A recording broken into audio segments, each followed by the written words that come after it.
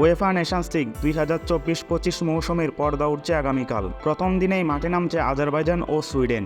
ম্যাচটি শুরু হবে আগামীকাল রাত 10টায়। রাত 12টা 45 বর্তমান নেশনস লিগ চ্যাম্পিয়নদের প্রতিপক্ষ সার্বিয়া।